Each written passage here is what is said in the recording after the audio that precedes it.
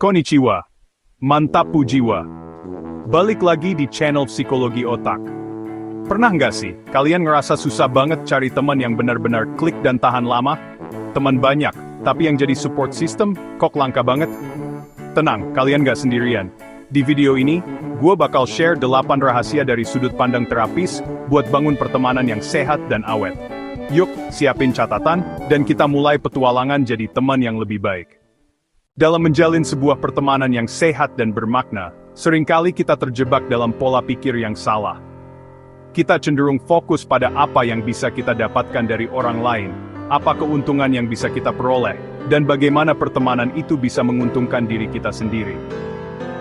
Namun, tahukah kamu bahwa ada sebuah rahasia sederhana yang bisa mengubah segalanya? Rahasia pertama ini akan mengubah cara pandangmu terhadap pertemanan secara fundamental.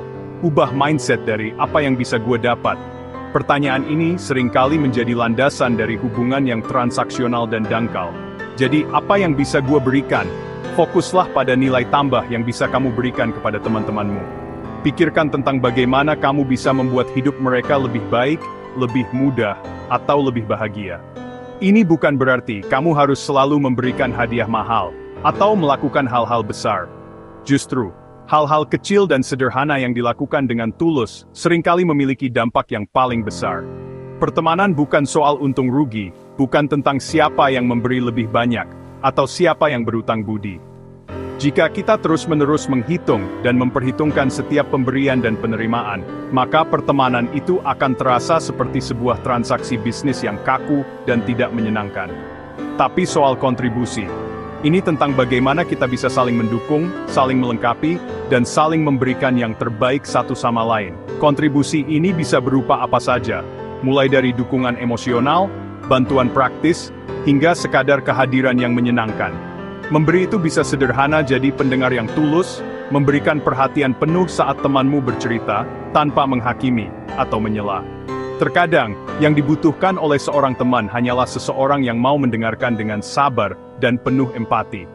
Hadir saat teman butuh, memberikan dukungan moral dan emosional saat mereka sedang mengalami masa-masa sulit. Kehadiranmu bisa menjadi sumber kekuatan dan penghiburan bagi mereka, atau menawarkan bantuan kecil tanpa diminta. Misalnya, membawakan kopi saat temanmu sedang lembur, atau menawarkan tumpangan saat mereka kesulitan transportasi. Tindakan-tindakan kecil ini menunjukkan bahwa kamu peduli dan siap membantu mereka kapan saja. Fokus pada memberi bikin kita menarik teman-teman yang juga tulus. Orang-orang yang memiliki nilai-nilai yang sama dengan kita, yang juga senang berbagi dan berkontribusi dalam pertemanan. Dengan begitu, kita akan dikelilingi oleh orang-orang yang positif dan suportif. Pondasi saling memberi bikin pertemanan lebih kuat dan gak gampang goyah. Karena pertemanan itu didasarkan pada rasa saling percaya, saling menghormati, dan saling mendukung. Ketika ada masalah atau tantangan yang datang, pertemanan itu akan mampu bertahan karena adanya fondasi yang kokoh. Jadi, setiap kali mau ketemu teman, luangkan waktu sejenak untuk merenung. Pikirkan tentang apa yang bisa kamu berikan kepada mereka hari ini. Tanya ke diri sendiri, value apa yang bisa gue bawa hari ini? Apa yang bisa saya tawarkan untuk membuat pertemuan ini lebih bermakna dan menyenangkan bagi semua orang?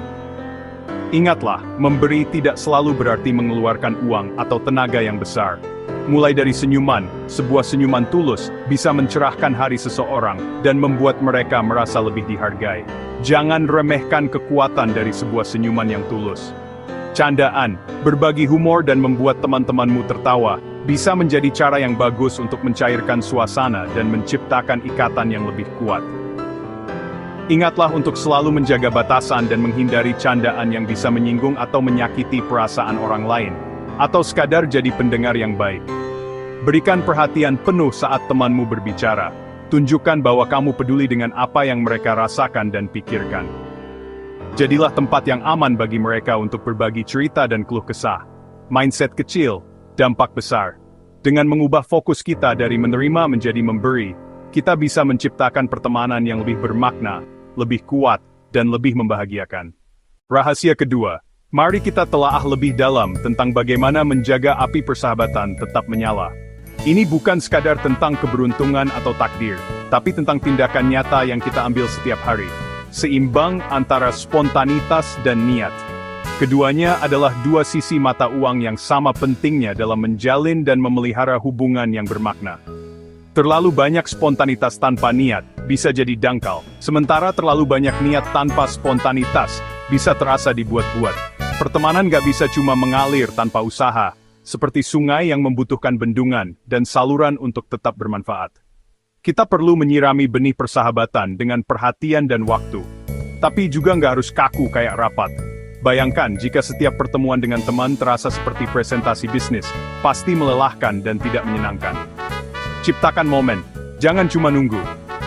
Jangan biarkan waktu berlalu begitu saja, tanpa ada upaya untuk terhubung. Inisiatif kecil bisa membawa dampak besar. Kirim pesan spontan ke teman lama, sekadar menanyakan kabar atau berbagi lelucon ringan. Pesan singkat bisa menjadi jembatan yang menghubungkan kembali hati yang lama tak bersua. Ajak ngopi dadakan, tanpa perlu alasan khusus. Kadang, pertemuan yang tidak direncanakan justru menjadi yang paling berkesan. Atau sekadar sapa lagi apa. Pertanyaan sederhana ini menunjukkan bahwa kamu peduli dan memikirkan mereka. Jangan remehkan kekuatan sapaan hangat. Spontanitas yang didasari niat baik, itu investasi hubungan.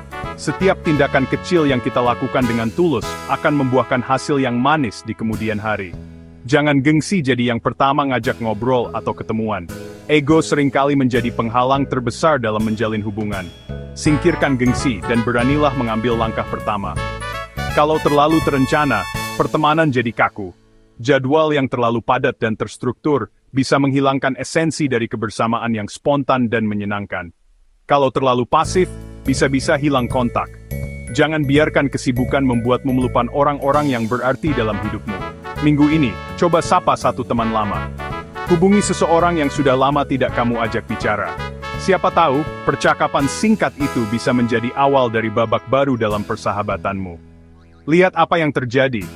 Kamu mungkin akan terkejut dengan betapa mudahnya untuk kembali terhubung, dan betapa berharganya persahabatan yang telah lama terjalin. Keseimbangan ini bikin hubungan tetap hangat dan hidup. Seperti api unggun yang membutuhkan kayu bakar dan udara untuk tetap menyala, persahabatan juga membutuhkan perhatian dan interaksi yang seimbang.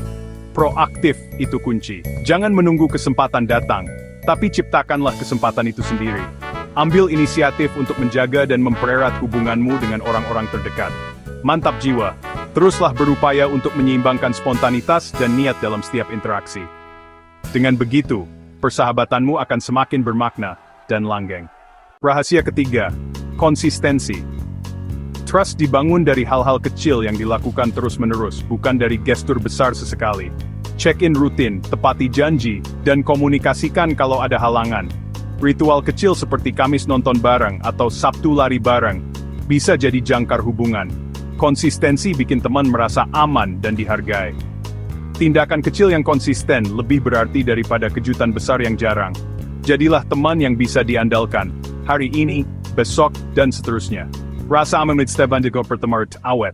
Yogi temo yang konsisten. Rahasia keempat, boundaries itu wajib. Batasan bukan buat menjauhkan, tapi melindungi hubungan dan diri sendiri. Tanpa boundaries, kita bisa capek, dimanfaatkan, atau kehilangan jati diri. Komunikasikan batasan dengan I statement, misal, aku butuh istirahat, jadi di atas jam 10 malam aku prefer lanjut besok. Teman yang baik akan menghargai batasan kita. Awalnya mungkin canggung, tapi ini investasi jangka panjang. Boundaries bikin pertemanan seimbang dan gak toxic. Hubungan sehat, pertemanan awet. Rahasia kelima, sebuah kunci penting untuk membuka pintu ke pertemanan yang lebih bermakna dan berwarna hargai dan rayakan perbedaan. Ini bukan sekadar toleransi, tapi sebuah apresiasi aktif terhadap keunikan setiap individu. Bayangkan sebuah dunia di mana semua orang sama persis. Bukankah itu membosankan? Jangan cuma cari teman yang serba sama. Memang nyaman berada di zona familiar, tapi persahabatan sejati tumbuh subur di lahan yang berbeda. Perbedaan itu kekayaan. Ibaratnya sebuah lukisan yang indah tercipta dari berbagai macam warna.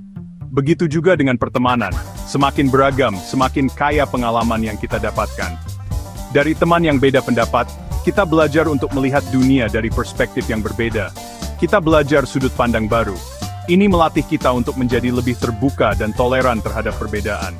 Dengarkan alasan mereka tanpa menghakimi. Coba pahami dari mana mereka berasal dan apa yang membentuk pemikiran mereka. dan setuju untuk tidak setuju itu nggak apa-apa. Yang penting adalah tetap saling menghormati dan menjaga hubungan baik. Perbedaan background, budaya dan pengalaman hidup, lifestyle, minat atau personality, bikin obrolan lebih seru dan membuka cakrawala baru, dan memperluas wawasan. Kita bisa belajar banyak hal baru dari teman-teman yang berbeda. Jangan paksa teman jadi seperti kita. Biarkan mereka menjadi diri mereka sendiri, dengan segala kelebihan dan kekurangannya.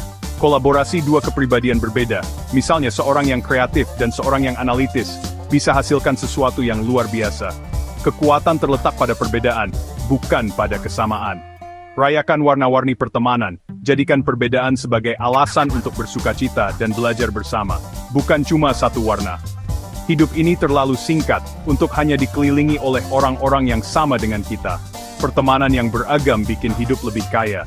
Ini adalah investasi terbaik untuk kebahagiaan dan pertumbuhan pribadi. Mantap! Jadi, buka hatimu, perluas lingkaran pertemananmu, dan rayakan perbedaan. Rahasia keenam, seni hadir untuk teman, baik di masa sulit maupun bahagia. Saat teman sedih, jangan buru-buru kasih solusi.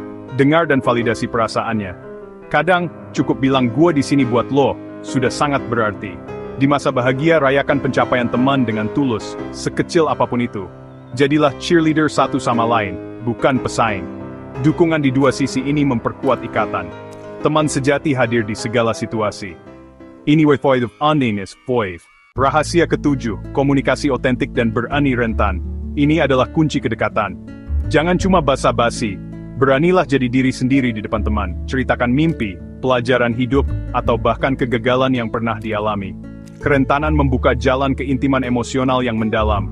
Mulai dengan cerita personal, ajukan pertanyaan bermakna. Bangun kepercayaan secara bertahap, saling berbagi. Ketika dua orang berani rentan, trust tumbuh kuat dan kokoh. Spesen nerbiar fefaro bukan versi mikanapurna. Dikasih wilm pertemuan kemerat. Rahasia terakhir. Rawat pertemanan yang sudah ada. Jangan anggap remeh teman lama, mereka saksi hidup perjalanan kita. Kirim pesan apresiasi, jangan tunggu momen spesial. Ciptakan memori baru, jangan cuma nostalgia. Konflik pasti ada, tapi hadapi dengan dewasa dan komunikasi terbuka. Fokus cari solusi, bukan siapa yang salah. Konflik yang diselesaikan bikin hubungan makin kuat. Lihat kontakmu, sapa teman lama hari ini. Sirami perkara de Espin, idarupret shisi. Fuins vertawa, pasyumbi gemoyedop. Itulah 8 rahasia membangun pertemanan sehat dan awet. Intinya, pertemanan butuh niat dan usaha tulus dari dua pihak. Pertemanan sehat itu investasi mental health dan kebahagiaan. Lebih baik punya sedikit teman yang genuine daripada ribuan yang cuma di sosial media. Dari 8 poin tadi, mana yang paling relate buat kalian? Share di komentar. Sampai jumpa di video selanjutnya, tetap penasaran, dan terus belajar. Mantap Pujiwa!